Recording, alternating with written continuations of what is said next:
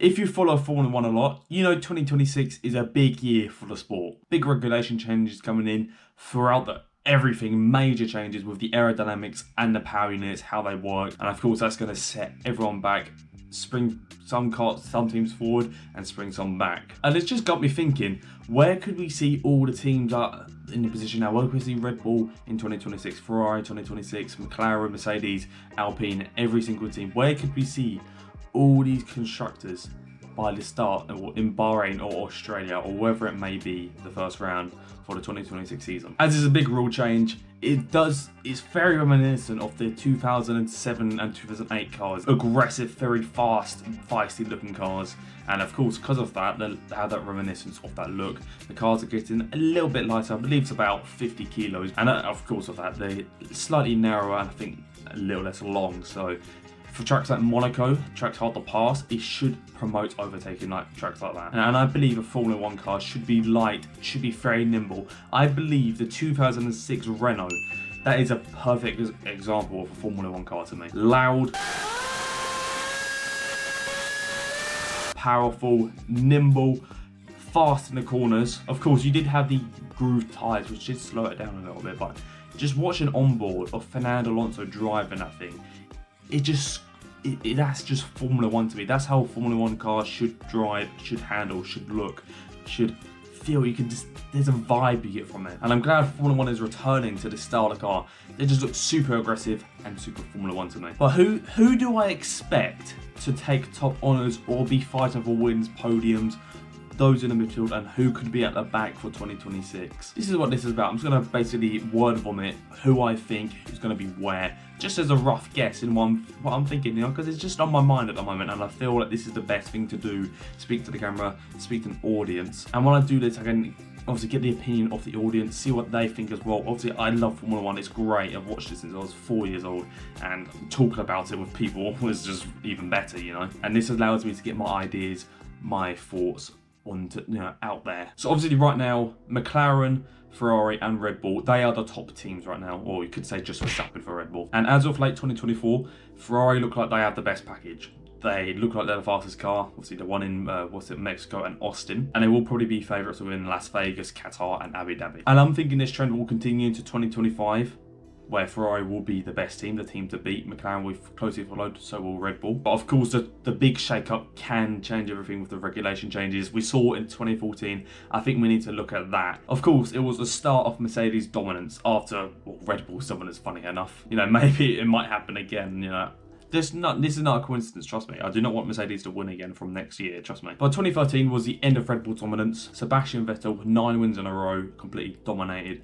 No one could get anywhere near him. And Mercedes, Ferrari, they were fairly close. Lotus were very competitive at the time. McLaren were beginning to fall off a little bit. Had the midfield cars like Force India was at the time, which is now Aston Martin. Sauber it was, which is now Kick Sauber and will be Audi. So I'm thinking it's going to be somewhat similar to that, because obviously the engines are changing the most. That's the big thing. And they're saying that now how the aerodynamicists, the designers for the aerodynamics won't really matter or matter as much as it has now or in previous years, as it's just going to be so much demanding on engine. As obviously a modern Formula 1 car has a V6 internal combustion engine with a big battery, which is the MG UK. So far as the actual engine is going, the ICE, the internal combustion engine, that's not changing at all. It's still going to be a 1.6 V6 engine. As obviously this is all these engine changes are to do with net zero emissions by 2030, I think it is. So beyond this, we'll have new regulations in 2030 with maybe biofuel and hopefully louder engines. But these next regs will be very much reliant on the MG UK. The MG UH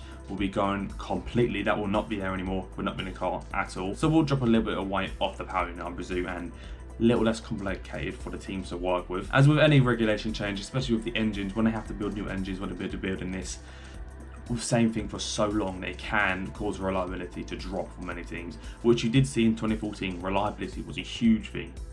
Only Mercedes got it spot on with the power and the reliability. Sure, they still had issues, but compared to, say, Renault, Ferrari, what other team? I think there was only the other two manufacturers at the time, and especially Renault's reliability, it looks like they had a retirement every single race. But in terms of the power output, it's going to be about roughly the same as it is now, but instead of the combustion engine doing most of the work. There's going to be less fuel flow going into the engine, so it's going to produce less power and of course less emissions as well. Well, the MG UK is going to produce more power, more electricity, so the storage battery will be larger, obviously it's going to store more energy, which means the overtake will be like, you know, when they use the overtake button in the race to obviously help you overtake cars, like an electrical boost of power, that will be probably more powerful, I reckon. So which maybe means we won't need DRS, hopefully, which would be nice, because DRS is sort of forcing overtaking, which we don't really want to see. And reliability for the MG UK will be absolutely have to be spot on, as if you lose that, that's half your power gone. You're essentially a Formula 4 or Formula 3 car at that point. And it's basically an instant retirement, because you can't do anything. Maybe for around Monaco perhaps, but other than that, you got no chance. So I'm thinking the ones who get the reliability and the power right are going to be the ones who come out victorious. And who may that be? I'm not sure. We have 4 teams who are going to have Mercedes engines, obviously Mercedes themselves, McLaren still, Alpine have announced they're going to be using Mercedes engines now after they've ditched their own engines, and Williams will also be suppliers. Ferrari themselves, and Haas, they're partners with Haas, they take parts from Haas, so however Ferrari does, Haas will just do a little bit worse.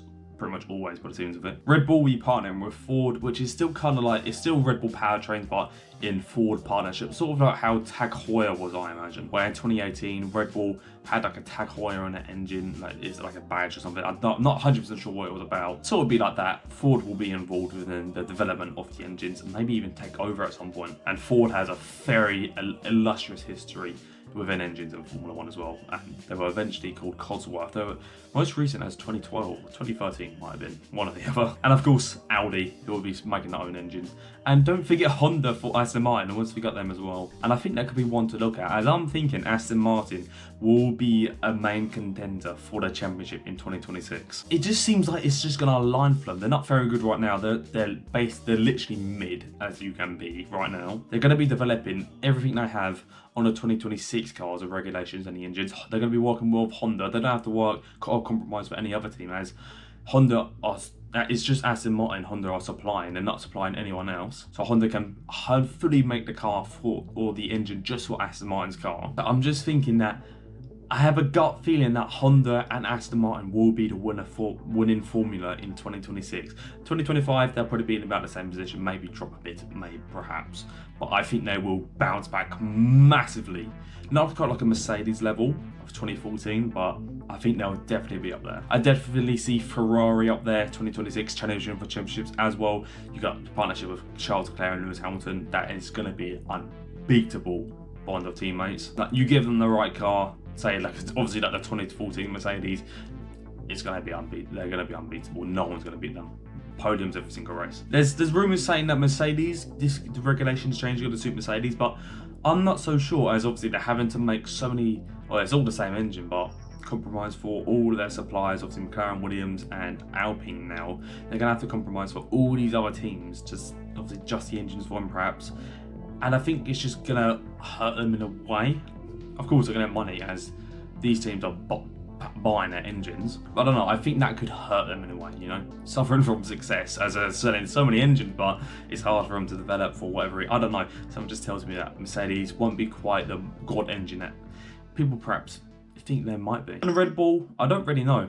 Of course it's Ford, they're great, but when have Ford done well in motorsport recently? Like, I can't, okay, sure, the Ford GT, that's an iconic car, that's brilliant, that does well in GT racing, but that's GT racing, not Formula 1. You know, when have they done well in Le Mans, like LMP1 cars, you know, the top endurance racing cars? The teams that have been doing the best are obviously Toyota and Ferrari, which now Toyota are partnered with Haas. We could see Haas go up the grid perhaps, and maybe they'll give some tips to Ferrari as well. So I'm thinking it's going to be with Ferrari and Aston Martin. I think they will be the top teams, and I think McLaren, Red Bull and Mercedes, them three will follow up as like the upper midfield. I don't see Audi getting started off strong. I think that may be lower midfield to start with, as obviously they're brand new. Of course they are with Sauber, which is, they do have experienced staff, they do have lots of history, so they could give us a surprise. I don't expect anything amazing from the Swiss, or which will be German team. You know, I think we'll find the rest, Alpine, V-Carb, or whatever they may be called by then. Haas, I see them all mix up together, also along with Williams. They could string a surprise as well. who knows what might happen. Of course, all we could do is wait and see. The development is going to be secret until obviously Q3 in whatever the first race will be in 2026. That's when we'll actually know who's where. But I'm going to go on a whim and say my predictions top 3 for 2026 with the constructors at least. Now I'm going to say Ferrari, they will be the best. I think they won't be unbeatable, but they will be the best. Did say Aston Martin will do which I think they will. I think they will put a challenge on Ferrari. They will be second, and I'm going to say, you could say Red Bull. I think it's Red Bull, Mercedes, or McLaren. One of them three for third. But I don't know. I think the Red Bull could be very reliable, as obviously Ford know how to build cars. They've built all sorts of cars in their history, a long history, almost long as Ferraris actually. So I don't think they have a problem with reliability, Red Bull. But I just don't think it would deliver quite enough power to them. So I'm conflicted between McLaren and Mercedes, but I'm going to say Mercedes, as obviously they're developing less now. The car right now isn't so great. They're sort of just stuck no man's land in fourth for the constructors. So I'm going to say they're going to leapfrog McLaren for third in the constructors. That's it. So Ferrari will win, Aston Martin second, Mercedes third. 3 different power units in the top 3. But let me know what you think the 2026 regulations will bring, what sort of changes they will do, who will be where, who will maybe see in what car. I don't know, there's so much to talk about here. It's just so exciting. But I still got to say, have a good day. And yeah, don't hurt yourself. Bye bye.